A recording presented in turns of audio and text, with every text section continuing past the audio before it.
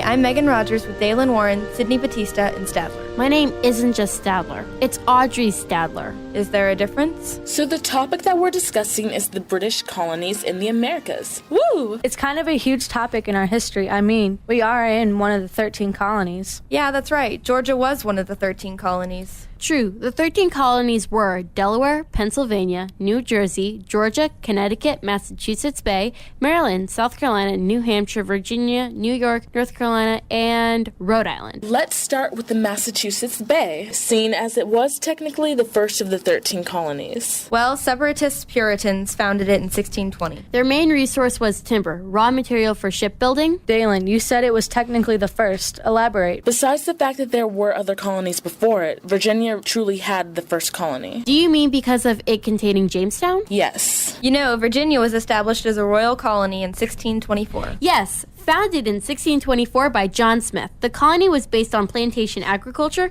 It focused on growing tobacco, wheat, corn, etc. But let's not forget New Hampshire, founded in 1623 by Captain John Mason. Their natural resources were their forest. It was used to build ships and masts. The next founded colony was in 1624 by George Calvert, or you could say Lord Baltimore. Maryland. It was based on manufacturing of shipbuilding and iron agriculture focus. Their main resources included wheat, corn, rice, and indigo. And after that, Thomas Hooker didn't found the next colony until 1635, none other than Connecticut. They had great soil and a plentiful amount of timber and fish. After Connecticut, the rest of the colonies seemed to quickly follow. Rhode Island in 1636 by Roger Williams. Interesting fact about Roger Williams. He was banished to England by the Massachusetts colony for his beliefs in breaking the church. He fled and formed the Providence in 1636. As I was saying, Rhode Island's soil and climate made agriculture more profitable. Oh, and Delaware's colony was formed soon after Rhode Island in 1638 by Peter Minuit. I love Delaware. It's pretty interesting. It produced grain, rice, and indigo, and the colony's forests supported the lumber industry. Stop interrupting. Finally, Virginia colonists colonized North Carolina in 1653. South Carolina in 1663 by English colonists. It ruled as a whole Carolina until 1712, though. They were based on plantation agriculture and produced indigo, rice, tobacco, cotton, cattle, etc. New York and New Jersey were next. They were both founded during the same year. New Jersey by Lord Berkeley and Sir George Carteret, and New York by the Duke of York. Each herded livestock, and agriculture and manufacturing were extremely important, as well as grain, cattle, rice, indigo, shipbuilding, and iron. Next was Pennsylvania in 1681. William Penn founded it. They supported agriculture. Farms had wheat, corn, cattle, and dairy, manufacturing textiles, papermaking, and shipbuilding. Wow. And last but not least,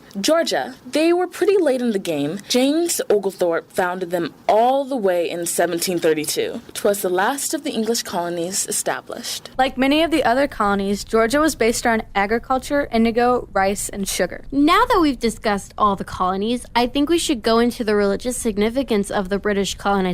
I agree. Religion played a huge role. Well, for one, the Protestant Reformation helped the British to colonize America. To go into more detail, Pilgrims were the group of English Protestant dissenters who established Plymouth Colony in Massachusetts in 1620. They were seeking religious freedom after having lived briefly in the Netherlands. Didn't they wish to break free from the Church of England? Yes, they believed it was still essentially Catholic and not Protestant. The Puritans were English Protestant dissenters who believed that God predestined who should go to heaven or hell before birth. They wished to purify the Church of England, not to break away from it. However, they wanted to abolish its hierarchy of bishops and priests, free it from governmental interference, and limit membership to people who shared their beliefs. In New England territories, there were no religious freedom, though. The Puritans were very strict moralists and did not tolerate others who believed differently. But in the middle colonies, there were more religious freedom and tolerance, right? Yeah, many who had established colonies in the middle regions were fleeing persecution in Europe or the strict New England colonies. Religion had a very insignificant role in the southern colonies. Colonies in the south were established for profit rather than for religious freedom. Therefore, religions played a small role in the lives and policies of the southern colonies. Basically, the main religions were Protestant and Catholic. That's right, but I am curious about their politics. I was never good at politics. I have this one. The political significance of the colonies were... To start off, England was a parliament. The political institutions of the colonies were originally patterned after English models. Yes, Audrey. But the settlers brought with them a mixture of democracy and authoritarian theocracy. Also, did you know that John Winthrop was the first governor of the Boston colony? Yeah, he stated that only church members could have been citizens. They had freedom restricted by a religious ideal, and political differences were unthinkable. They were also forced to accept British legislation and taxation without being represented in Parliament, while being supervised by the king's appointed governors. the governors could veto any legislature laws, command militia, and appointed many officials. They also had council that consisted of 12 residents of the colony that constituted upper legislative branch and was the highest court in the colony. There was also the assembly, who made up representatives elected by people. They had 3 different political structures: royal, charter, and proprietary. Between 1624 and 1729, most colonies converted into royal provinces, with 3 proprietary colonies, Maryland, Delaware, and Pennsylvania, and 2 corporate colonies, Connecticut and Rhode Island. The colonies that were royal were Virginia, the Carolinas, New Hampshire, Vermont, New Jersey, and last but not least, Georgia. Charters made are possible for colonies to make laws as long as they didn't contradict Parliament. However, settlers wanted a common central government. By the 1760s, there was a very different tone. Americans ignored the royal court and paid attention to the country party. This party was opposed to the court. This was the origin of republicanism, which increasingly dominated American political values. The code of law of the colonies was drawn directly from English common law and was enforced by the House of Burgesses, which was carefully studied by the hundreds of lawyers in the colonies. Eventually, it was a dispute over the meaning of the English Constitution and the rights of the Englishmen that animated a new generation after 1760 to demand respect for their historic rights as Englishmen. This primary source is from The Frame of Government in Pennsylvania by William Penn. This document states what the government was like in the colonies at the time. It states that in this provincial council, the governor or his deputy shall or may always preside and have a treble voice. That the governor and the provincial council shall prepare and propose the General Assembly, hereafter mentioned, all bills which they shall at any time think fit to be passed into laws. Another point on which the colonies found was that they found themselves more similar than different to the booming importing of British goods by international merchants based in American seaports. This document shows the similarities between colonial and English government. Interesting. I guess we could move on to the economy. Can we stay on politics? I have a few points. New England's economy was centered on manufacturing. Agriculture was difficult and unprofitable in the north due to poor soils, cold temperatures, and short growing seasons. Manufacturing in New England focused on shipbuilding due to an abundance of lumber. Trade in New England was mainly exporting the goods they produced. However, in the middle colonies, agriculture had a huge role. The middle region had better soils, warmer temperatures, and large growing seasons. They produced corn, vegetables, grain, fruit, and livestock. They mainly imported manufactured goods. The southern colony's economy was based entirely on agriculture. The South had exceptional farming soil, warm climates, and a large growing season. They practiced plantation agriculture, focusing on cash crops like tobacco and sugarcane. Now let's talk about the technological advances. Since I'm so tech savvy, I'll start first. They had cell phones back then? Well, they did have new machinery in the production of tobacco, but they didn't have much technological advances besides new ship designs and devices. Like the astrolabe. Their social and cultural significance was also a major part. Although the colonies were very different from one another, they were still a part of the British Empire, and each looked to London for leadership, military, protection, and trade. The colonial elite imitated British styles of luxurious consumption, dress, dance, and etiquette. The social upper echelon built its mansions in the Georgian style, copied the furniture designs of Thomas Chippendale, and participated in the intellectual currents of Europe.